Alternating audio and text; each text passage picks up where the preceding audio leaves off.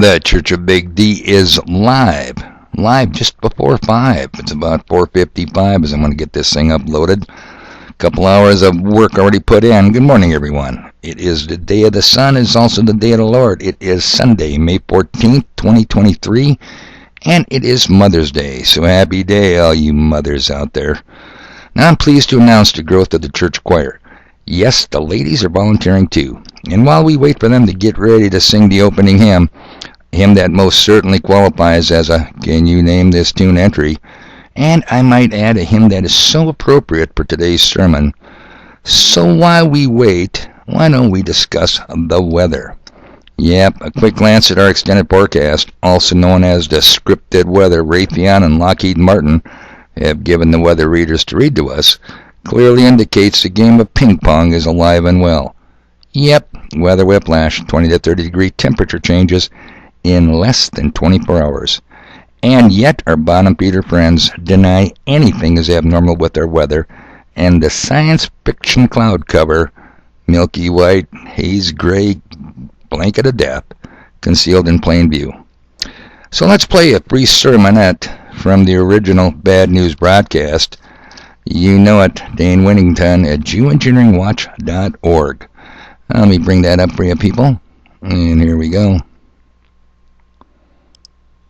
How many want to keep pretending that our government exists to protect us and our posterity?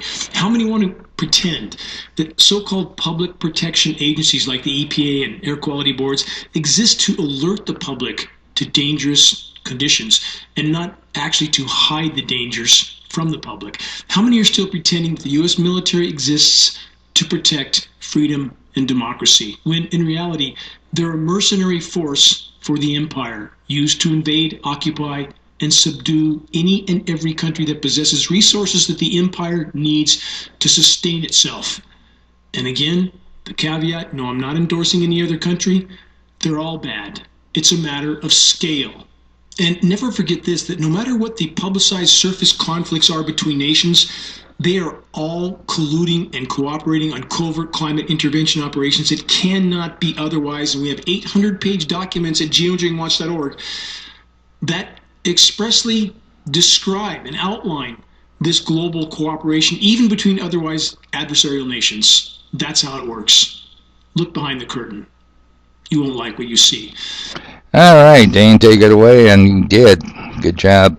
Let me add, the warring nations are also in collusion, keeping the Antarctic region off limits to everyone but a select few, and the warring nations also collude to fake space and their astronaut programs. By the way, the Great Let's Pretend party is less than 2 months away, people. Yep, July 4th celebration, wherein millions of Americans will pretend they are free. You gotta love it. Well, looks to me like, let me take a quick glance over here. My God, the choir is ready. All right, here we go, people. Enjoy. Shall we gather at the river where bright angel Peter trod, with its crystal tide forever flowing by the throne of God?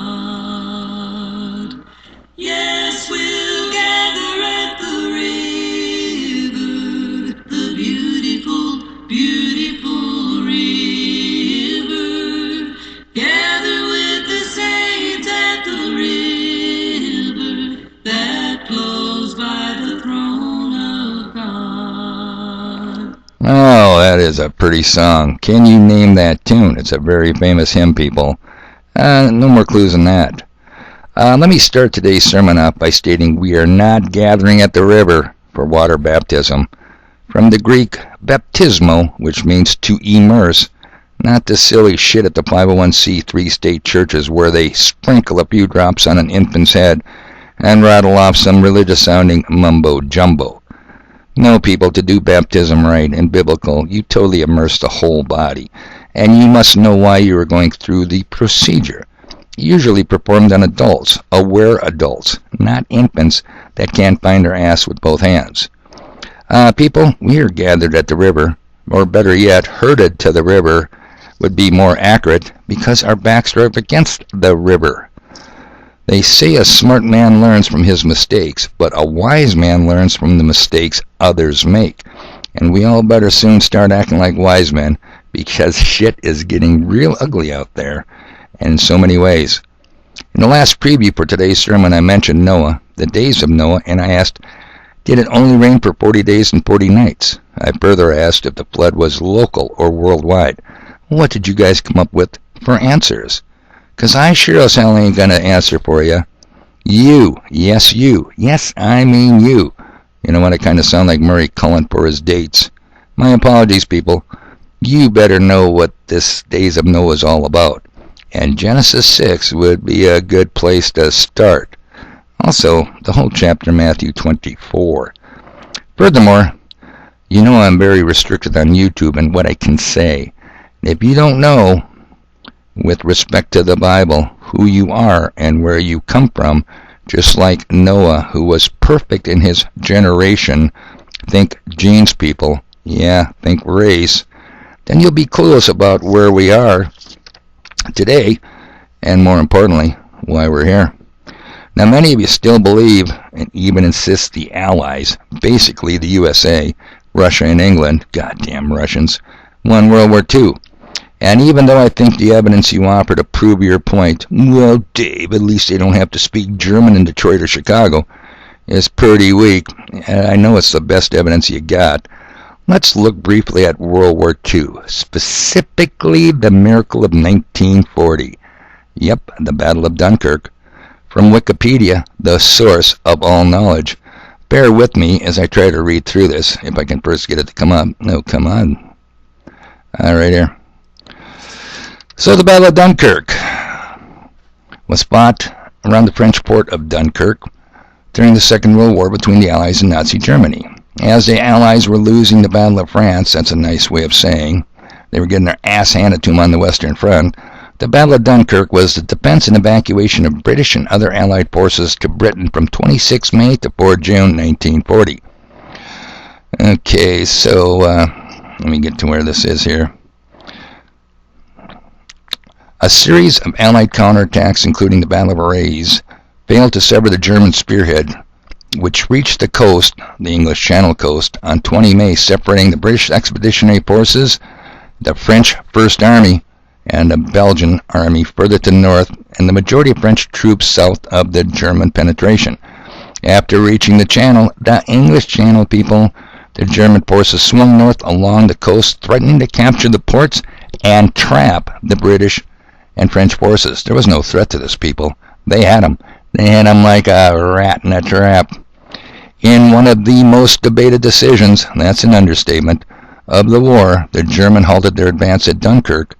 What became known as the Halt Order did not originate with Adolf Hitler, but with Gerd von Rundstedt and Gunther von Kluge, suggested that the German, no, these are High Command, these are Oberkommando der Wehrmacht, German High Command, that the Dunkirk pocket should cease their line advance and consolidate to avoid an Allied breakout. Hitler agreed with the order, sanctioned it on 24 May. This allowed the Allies sufficient time to organize a Dunkirk evacuation and build a defensive line. While more than 330,000 Allied troops were rescued, the British and French sustained heavy casualties and were forced to abandon nearly all their equipment. Kind of sounds like a rout to me, people. Around 16,000 French and 1,000 British soldiers died during the evacuation. The British Expeditionary Force alone lost some 68,000 soldiers during the French campaign. Now, there's plenty of blame to go around because the stupid fuckers on both sides dropped the ball. Not the individual troops, mind you. Nope, they're fearless leaders. Careful who you follow, people. Germany had England on the ropes. French forces were a non-issue. Always really were. The frogs. And Paris surrendered in 1944. Now, Germany could have won the war in May 1940, but they let them go. Well, that was then, people. But this is now. 330,000 English, French, Belgium troops with their backs against the English Channel. They got their miracle. Yep, the miracle of 1940. Today our backs are up against the wall, more or less, against the river. Asymmetrical warfare. They have us surrounded, people. They're coming from every direction. I don't see a miracle on the horizon. Do you? Anyway, running a little long here, and you know what? I got stuff to do.